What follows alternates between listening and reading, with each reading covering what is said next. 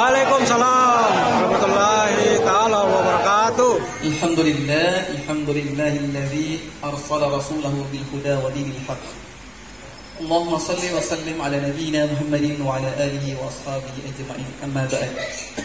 Sidang jamaah peringatan Maulid Nabi besar Muhammad sallallahu alaihi wasallam insyaallah dirahmati oleh Allah Subhanahu wa taala. Amin. Insyaallah pada malam yang berbahagia ini Pak, Bu, kita dipertemukan dalam suatu momentum yang sangat sakral, sangat istimewa. Mengapa? Kita bertepatan pada tanggal 12 Rabiul Awal, hari Senin. Bertepatan dengan hari lahirnya Rasulullah, yakni hari Senin. Ini jarang terjadi. Mungkin 1 banding 50 tahun lamanya baru ada hari yang seperti ini. Tanggal 12 Rabiul Awal bertepatan dengan hari Senin, sesuai dengan hari lahirnya Rasulullah. Hari ini saya mungkin tidak membawakan kalau hikmah mungkin sudah sering kita dengar hikmah Maulid, dan pembahasannya hampir sama-sama saja, meniru caranya Rasulullah bagaimana. Mungkin saya akan angkat sebagai hikmahnya saja. Tapi pada umumnya saya mau angkat pada malam hari ini tema terkait masalah al-hukmul maulid, hukum daripada peringatan Maulid Nabi besar Muhammad sallallahu alaihi wasallam. Mengapa ini penting saya sampaikan, Pak, Bu? Dikarenakan di negara kita yang majemuk ini terdapat 2 golongan. Ada yang pro dengan Maulid Nabi dan ada yang kontra atau tidak setuju dengan peringatan Maulid Nabi. Makanya kita perlu tahu dulu hukumnya. Mengapa kita perlu tahu hukumnya Maulid? Agar supaya bagi yang pro dengan peringatan Maulid ini bisa semakin teguh dan yakin dalam memperingati Maulidnya Rasulullah sallallahu alaihi wasallam. Dan bagi yang kontra atau yang tidak setuju, akhirnya bisa semakin toleransi dan tidak langsung mengklaim bahwa dirinya yang paling benar. Sebelum saya lanjut, Pak, Ibu, saya mau bertanya dulu. Yang saya mau tanyakan ini mungkin bisa nanti dijawab baik dari anak-anak maupun dari mungkin polisi-polisi yang masih muda. Dan kalau saya bertanya itu dan ada yang jawab, saya tidak lupa hadiahnya. Saya kasih hadiah. Saya mau tanya dulu, adik-adikku sekalian, anak-anakku, bapak-bapak sekalian, mungkin ada yang tahu jawabannya. Saya mau bertanya dulu, apa hukumnya peringatan Maulid Nabi besar Muhammad sallallahu alaihi wasallam? Apakah mubah, haram, atau wajib? Coba berdiri dulu. Di sini. Coba berdiri. Maju. Maju. Assalamualaikum. Sunnah. Jawabannya sunnah. Meskipun kurang tepat, saya tidak bilang salah, kurang tepat. Tapi karena dia sudah berani angkat tangan, maka tetap dapat hadiah. Silakan, balik sini. Pilih kantong mana? Kantong mana? Kanan kiri. Ini kiri. Kiri tuh? Ada kan? Oh, ada. Ini berkah untuk dia. Simpan itu enggak. Uang mustas itu 100% halal. Ya. Coba dia pilih kantong atas, Pak. Coba dia pilih kantong dalam. Tabungan umroh pun ambil. Ayo.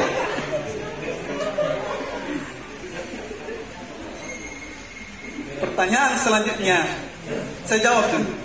Hukumnya peringatan Maulid adalah mubah. Mubah atau boleh. Jadi bukan sunnah, bukan wajib, bukan haram, tapi mubah.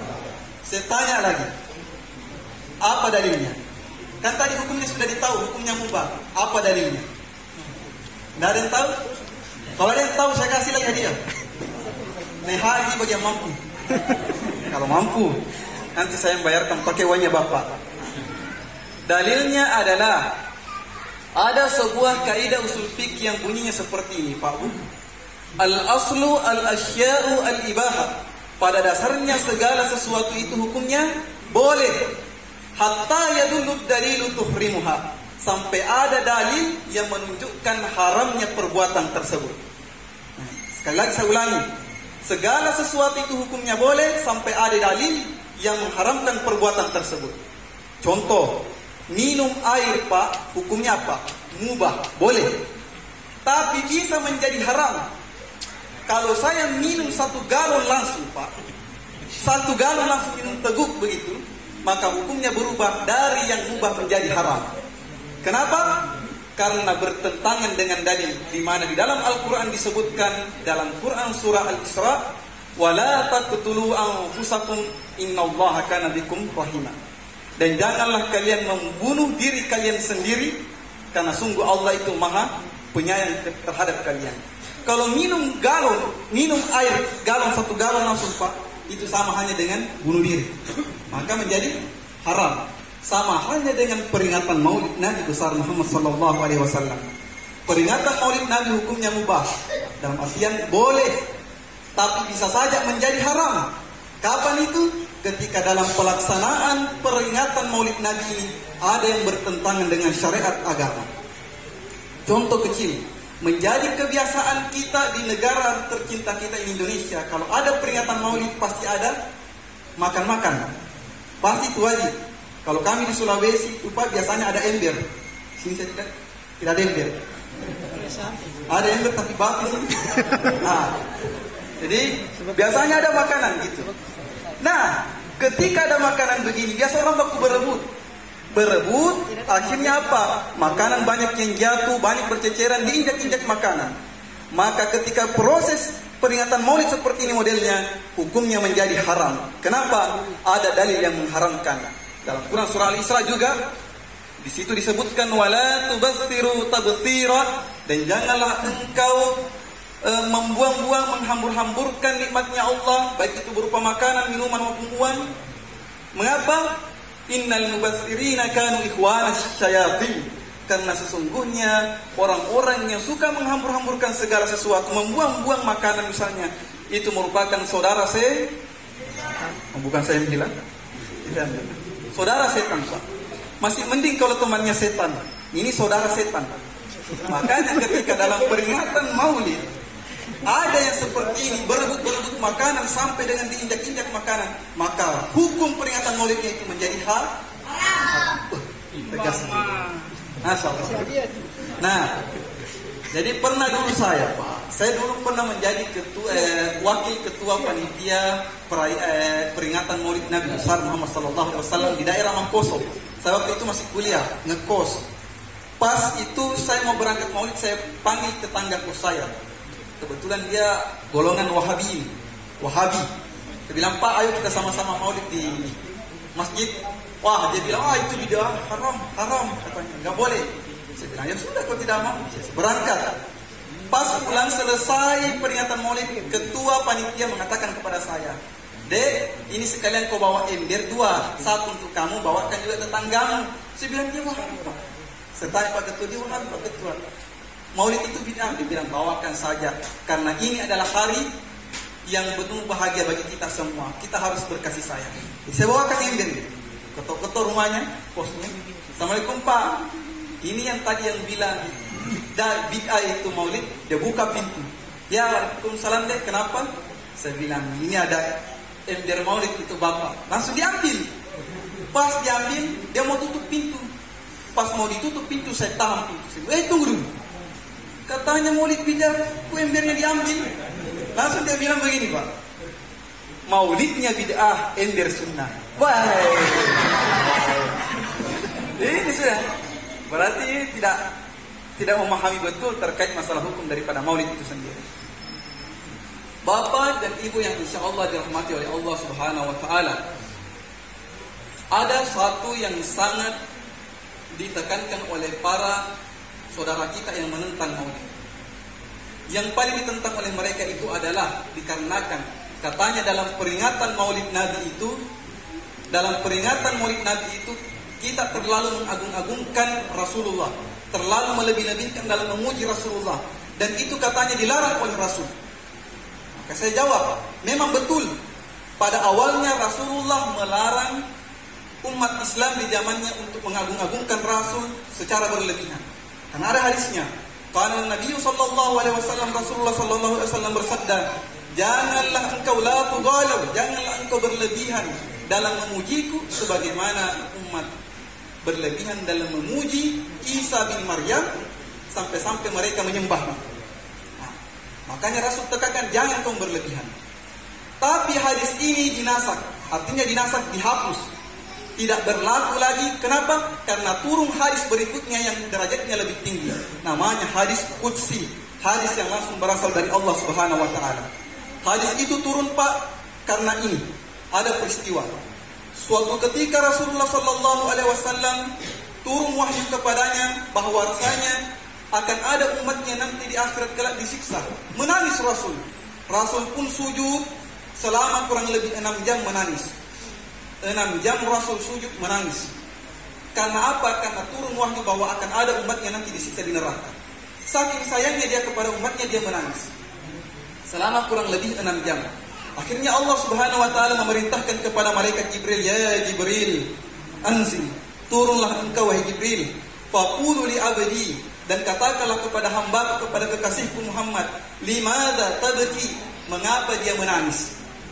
Maka ditanya Rasulullah. Turun Jibril, bertanya malaikat Jibril, ya Rasulullah, limadza tabki, mengapa engkau menangis wahai Rasulullah? Maka Rasul menjawab, aku menangis karena aku kasihan kepada umatku, aku memikirkan umatku, aku menyayangi umatku, aku tidak ridho ketika ada satupun umatku yang dilempar ke dalam neraka, sedangkan aku senang-senang di dalam surga. Maka apa yang terjadi? Allah pun berfirman melalui malaikat Jibril, faqala Allahu Rabbur Rahim, maka berkatalah Allah Subhanahu wa taala, ya Muhammad, wahai Muhammad, jika memang sebegitu cintanya engkau dengan umatmu, melebihi cintamu kepada dirimu sendiri dan keluargamu, kalau engkau mau ya Muhammad, lau syi'ta ya Muhammad, jika engkau ingin ya Muhammad, ja'altu amra ummatika ilaika, maka akan aku jadikan segala urusannya umatmu berada di tanganmu. Aku limpahkan semua urusannya umatmu di tanganmu. Dalam artian mau kamu Muhammad, kalau kamu mau kasih masuk semua umatmu ke dalam surga tanpa hisab, terserah kamu. Adakah yang lebih baik daripada ini? Apa jawaban Rasul? Apakah Rasul mengatakan saya terima ya Allah? Rasul tidak mengatakan itu. Rasul malah mengatakan, la ya Rabb, jangan wahai Tuhanku. Berkatalah Allah, mengapa? Limaza? Lianna ya Rabb, karena sesungguhnya ya Allah, anta arhamu bihim minni, engkau lebih maha pengasih kepada umatku ketimbang aku kepada umatku. Dalam artian engkau lebih sayang kepada umatku daripada aku kepada umatku. Limaza? Tanya lagi Allah, mengapa? Mengapa engkau berpikiran demikian? Mengapa engkau mengatakan hal demikian? Faqala Rasulullah sallallahu alaihi wasallam, lalu Rasul pun menjawab, lianna ya Rabb haysiyatu hada, perasaanku ini, rasa sayangku kepada umatku itu adalah rasa sayang seorang saudara kepada saudaranya, sedangkan rasa sayangku kepada umatku adalah rasa sayang Tuhan kepada hambanya. Apakah sama rasa sayang seorang saudara dengan rasa sayang Tuhan kepada hambanya? Tentu beda. Oleh karenanya itu ya Allah, aku tetap ingin agar urusan umatku ada di tanganmu. Li'annani mutaghayyir, karena aku adalah orang yang makhluk yang bisa berubah-berubah rasa sayangku. Sedangkan anta ya Rabb, engkau ya Allah adalah lam mutaghayyir, tidak akan pernah berubah kasih sayangmu. Akhirnya apa yang terjadi? Allah pun berkata kepada Muhammad sallallahu alaihi wasallam. Apa dikatakan oleh Allah?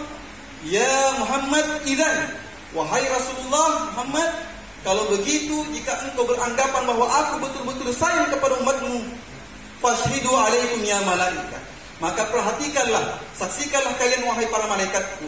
Wahai Rasulullah, saksikanlah, la uhzika fihim abada, aku tidak akan pernah mengecewakan engkau terhadap umatmu. Tidak akan aku pernah kecewakan engkau kepada umatmu. Dalam artian, engkau tidak akan kecewa terhadap apa yang dilakukan umatmu, sebagaimana kecewanya Nabi Isa alaihissalam kepada umatnya karena umatnya sembah dia. Ini. Sehingga dengan demikian, ini menjadi dalil bagi kita. Meskipun kita menyanjung-nyanjung Rasulullah, mau kita setiap hari mengadakan peringatan maulid, mau setiap hari kita sholawat sampai 1000 kali, itu tidak akan menjadi sebab kita menyembah Rasulullah sallallahu alaihi wasallam. Dalam artian ketika kita menyanjung-nyanjung Rasulullah sallallahu alaihi wasallam, tidak akan menjadi penyebab kita sembah Rasulullah. Seberapa berat pun cara kita menyembah mengagung-agungkan Rasulullah, tidak akan ada satupun umatnya Rasulullah yang menyembah Rasulullah. Inilah janjinya Allah Subhanahu wa taala. La uzika fihim abada. Tidak akan aku buat engkau Muhammad kecewa kepada umatmu. Tidak akan ada umatmu yang menyembah kamu. Oleh karenanya itu ketika kita mengadakan peringatan Maulid seperti ini, kita betul-betul mengagungkan Rasulullah sallallahu alaihi wasallam, dan jangan takut kalau kita ini dianggap berlebihan, itu tidak berlebihan. Karena tadi sudah ada hadis qudsi dari Allah Subhanahu wa taala. Sidang jamaah Maulid, peringatan Maulid Rasulullah sallallahu alaihi wasallam yang dirahmati oleh Allah Subhanahu wa taala. Kemudian terakhir saya ingin angkat sedikit hikmah. Hikmah di sini ada dua sifatnya Rasulullah sallallahu alaihi wasallam yang hampir kita lupakan dan hampir kita tinggalkan selama ini, Pak. Apa itu? Allah Subhanahu wa taala berfirman dalam Al-Qur'an surah At-Taubah ayat 128, "Laqad ja'akum rasulun min anfusikum azizun 'alaihi ma 'anittum harisun 'alaikum bil mu'minina raufur rahim." Yang artinya, sungguh telah datang kepada kalian seorang rasul dari golongan kalian sendiri yang berat terasa olehnya penderitaan kalian, mengharapkan keselamatan kepada kalian, serta sangat santun dan penyayang kepada orang-orang yang beriman. Dua sifatnya Rasul di sini, Pak, yang mestinya kita tiru. Apa itu? Harisun alaikum, sangat menginginkan keselamatan kepada umatnya. Yang kedua, raufur rahimah, penyantun dan berkasih sayang kepada saudara-saudaranya yang beriman. Yang pertama ini, Pak, yang rauf, yang harisun alaikum, menginginkan keselamatan bagi umatnya, ini yang banyak ditinggalkan oleh umatnya Rasulullah saat ini. Betapa banyak saudara-saudara kita di luar sana yang ketika menganggap golongan yang paling benar, dia langsung mencap, golongan yang lain itu adalah ahli neraka, ahli bid'ah, pantas masuk neraka. Orang yang seperti ini, yang menganggap dirinya adalah orang yang paling mengetahui sunnah Rasul, sungguh telah melanggar sunnah Rasul itu sendiri. Sunnah terbesarnya Rasul adalah apa? Menginginkan keselamatan bagi seluruh umatnya, tanpa terkecuali. Jadi saya ingin agar kita semua bisa mengikuti sifatnya Rasul ini, yakni menginginkan keselamatan bagi seluruh umatnya Rasulullah sallallahu alaihi wasallam. Dalam artian jangan mudah mengkafirkan, menyalahkan orang lain. Yang pertama. Yang kedua, ar-raufur rahimah, penyantun dan berkasih sayang kepada orang-orang yang beriman. Jadi bedakan, Pak, santun dengan sopan, beda. Kalau sopan itu adalah, sopan ialah perbuatan atau perkataan yang diformalitaskan karena didorong oleh rasa segan atau hormat, itu sopan. Kalau santun, perbuatan atau perkataan yang dilembutkan karena didorong oleh rasa kasih sayang. Makanya tidak ada istilah mensopani anak yatim, yang ada menyantuni anak yatim, karena itu didorong oleh rasa kasih dan sayang. Bagi kita sebagai aparat polisi, ini yang harus kita tegakkan. Bagaimana agar kita bisa dalam menjalankan tugas ini bersifat apa? Harisun alaikum, menginginkan keselamatan bagi semua manusia. Kemudian yang kedua, raufur rahimah, bersikap santun serta bersifat kasih sayang kepada sesama kita, sesama manusia pada umumnya. Kemudian salah satu lagi sifatnya Rasulullah adalah Ar-Rahim, Maha Penyayang. Bagaimana kita tiru sifat penyayangnya Rasul? Cukup dengan ada satu yang paling mudah, yakni apa? Mendoakan saudara-saudara kita di setiap akhir sholat kita. Jadi jangan pelit-pelit, Pak, berdoa. Jangan pelit-pelit berdoa. Jangan hanya meminta doa agar diampuni dosa Anda sendiri, tapi mintalah agar diampuni dosanya seluruh umat Islam, seluruh umat yang beriman. Dengan demikian, sesuai dengan hadisnya Rasul, barang siapa yang mendoakan saudaranya tanpa sepengetahuan saudaranya, maka para malaikat akan mendoakan juga orang tersebut agar diijabah doanya, utamanya pada dirinya sendiri. Terakhir, Pak, saya pernah sholat di masjid At-Taqwa. Jadi dulu saya perhatikan ada seorang anak kecil. Kecil apa itu anak-anak? Anaknya kalau tidak salah anaknya Jinakri. Namanya Unyil. Kecil dia. Kecil orang. Nah, ini anak saya perhatikan, dia tenang sekali beribadah sholat. Selesai sholat, dia panjang apa dia doa. Panjang sekali dia doanya. Saya bilang, ini anak masih kecil, mungkin usia 7 tahun. Tapi dia punya doa panjang sekali. Akhirnya saya tanya. Selesai berdoa saya tanya. Adik, saya bilang, adik, kamu tadi berdoa apa? Apa tadi yang kamu minta? Dia bilang, saya malu Pak Ustaz. Saya bilang, tidak usah malu. Tanya saja saya, apa yang kamu minta tadi sama Allah? Dia menjawab apa? Saya minta kepada Allah, Ustaz, semoga semua umatnya Rasul masuk ke dalam surga. Semoga semua manusia juga masuk ke dalam surga. Wah, saya dengan otak saya yang sudah, saya langsung tanya, kalau semua masuk surga, siapa yang masuk neraka? Langsung di ini anak-anak bilang, yang Unyil tadi dia bilang, kalau Ustaz mau masuk neraka silakan. Betul juga, saya langsung pada dililik saat itu. Betul juga. Ini anak masih kecil begitu, pikirannya mengalahkan kita yang sudah dewasa. Anak yang usia masih 7 tahun, dia sudah melaksanakan sunnah terbesarnya Rasulullah SAW, menginginkan keselamatan bagi seluruh umatnya Rasulullah. Ini yang harus kita tahu. Terkadang hikmah itu, pelajaran terbesar itu, terkadang tidak datang dari seorang kiai, terkadang tidak datang dari seorang ustaz, tapi terkadang itu datang dari seorang yang kita anggap remeh. Oleh karenanya itu, jangan sampai meremehkan orang lain, karena bisa saja itu menjadi wasilah bagi kita mendapatkan hikmah atau pelajaran terbesar dalam hidup. Mungkin itu yang sempat saya sampaikan, berhubung karena pramusaji makanan sudah siap-siap saya ke sana. Sudah jam berapa juga ini? Sudah lewat jam makan juga. Takutnya nanti supnya dingin, Pak. Nanti saya disalahkan lagi tuh. Gara-gara Ustaz ceramah lama, punya sup jadi dingin. Baiklah, mari kita bersama-sama menutup kajian kita pada malam hari ini, tausiah kita dalam rangkaian peringatan Maulid Nabi SAW di malam hari ini, yang sama-sama minta kepada Allah agar kiranya kedepannya Kabupaten Yahukimo, Polres Yahukimo senantiasa dilindungi oleh Allah Subhanahu wa taala dalam pelaksanaan tugasnya. Senantiasa dirahmati oleh Allah Subhanahu wa taala dalam pelaksanaan tugasnya. Dijaga oleh Allah Subhanahu wa taala, dan semoga kita termasuk hamba-hambanya Allah yang nanti mendapatkan syafaatnya Rasulullah sallallahu alaihi wasallam. Amin. Dan mendapatkan berkah di dunia dan di akhirat. Amin amin ya Allah. A'udzu billahi minasyaitonir rajim. Bismillahirrahmanirrahim. Alhamdulillahi rabbil alamin. Allahumma shalli wa sallim ala nabiyyina Muhammadin wa ala alihi wa ashabihi ajma'in. Allahumma inna nas'aluka ilman nafi'a wa 'amalan mutaqabbala wa qalban khashi'a wa rizqan halalan tayyiban.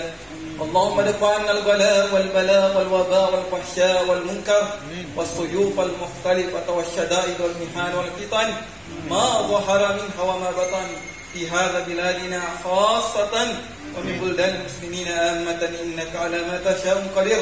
اللهم إنا نسألك خيرا ما سألك منه نبيك محمد صلى الله عليه وسلم ونعوذ بك من شر ما استعاذك منه نبيك محمد صلى الله عليه وسلم وأنت المستعان وعليك البلاغ ولا حول ولا قوة إلا أنت أرحم الراحمين.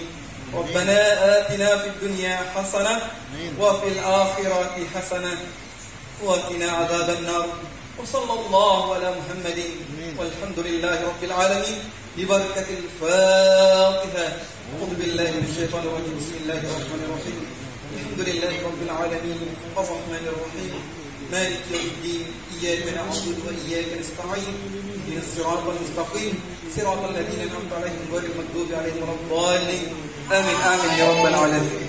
آخر الكلام والله المستعان وعليه التكلان والدعوة والإرشاد وبالله التوفيق والهداية. السلام عليكم ورحمة الله تعالى وبركاته. Gracias.